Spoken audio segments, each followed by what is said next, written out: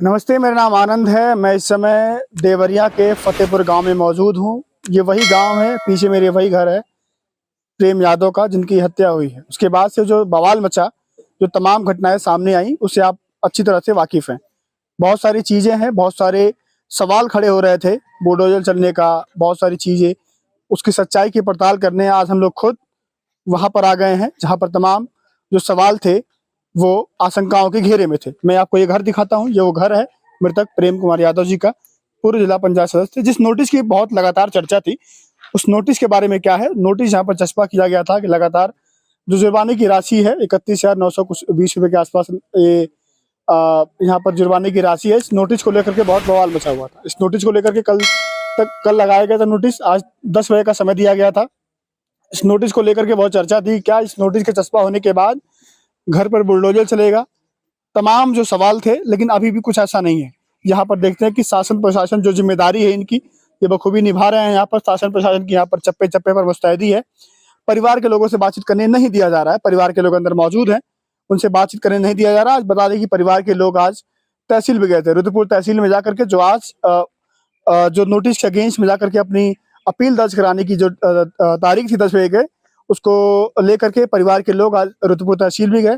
घर यही है, मैं तस्वीरें आपको दिखा देता हूँ। यही वो घर है जहाँ पर प्रेम कुमार यादव रहते थे, उनका परिवार रहता था। तो तमाम जो चीजें, उसके बाद जो घटनाएं घटी, वो जो दुबे परिवार है यहाँ से लगभग 1 से 1.5 किलोमीटर दूर वो परिवार है। तमाम जो घटनाएं घटती हैं, ये आसपास का माहौल है। देख सकते हैं कि सुनसान, जहां भी आपकी नजर जाएगी वहां पर भी पुलिस बल की तैनाती है।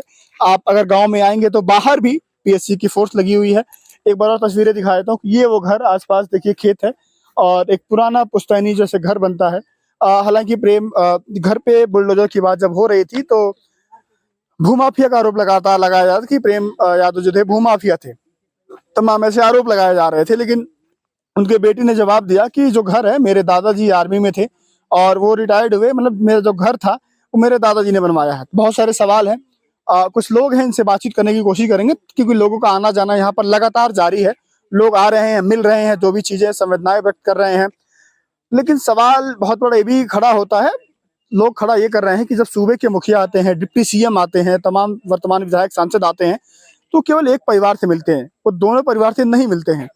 आ, ये घर मैं बार बार इसलिए दिखा रहा हूँ कि इसी घर को लेकर के और अभी भी तमाम जो बुलडोजर वाली बात है उसको लेकर के तमाम सवाल खड़े हो रहे थे कि क्या बुलडोजर चल जाएगा, क्या जो घर है, लगातार आरोप ये लगाया जो घर है वो सरकारी जमीन में बना हुआ है, कुछ हिस्सा सरकारी जमीन में आता है, पूरा हिस्सा आता है, क्या है, कैसे है।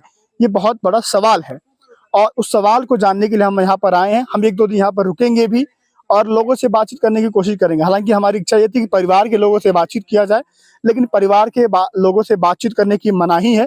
परिवार के लोग अंदर मौजूद हैं और देख सकते हैं कि बिल्कुल सुनसान घर, अंदर लोग होंगे। और भारत एक लोकतंत्र देश है और लोकतंत्र में जो न्याय की प्रक्रिया होती है उसके लिए न्यायपालिका होती है। न्यायपालिका से जो न्याय होता है, जज है, कोर्ट है, कचहरी है, वकील है। लेकिन क्या उनको ताक पर रख करके अगर न्याय करने का जो तरीका है, अगर बुलडोजर से न्याय होगा तो कब तक न्याय होगा।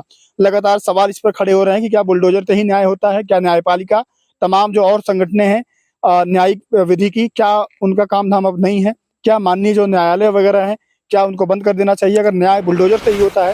क्योंकि सवाल ये भी है कि बुलडोजर किसी SC ST OBC के ऊपर चलता है तो एक खास वर्ग के लोग हैं खुश होते हैं, लेकिन अगर वही बुलडोजर उनके ऊपर कभी चलता है, यूपी में चला था, मध्य प्रदेश में चला था, तो उन लोगों को उसका दुख होता है। फिर वो सवाल खड़े करते हैं कि बुलडोजर जो है वो कहीं गलत जगह चल गया है। अब आप लोगों को तय करना है कि बुलडोजर की नीति का समर्थन करना है या जो न्यायिक प्रक्रिया है भारत के संविधान में उसको हमें पालन करना है। तस्वीरें में सीधा दिखा रहा था, ग्राउंड जीरो की रिपोर्ट है, पीछे घर है, ये बाउंड्री है, सब कुछ है। जो तस्वीरें थी मैंने आपको दिखाई। आपके मन में कोई भी सवाल होगा, कुछ भी आप जानना चाहते हैं तो हमें बताइएगा। हम यहाँ पर मौजूद हैं, हम आपको सवाल का जवाब देने की कोशिश करेंगे। फिलहाल के लिए नमस्कार।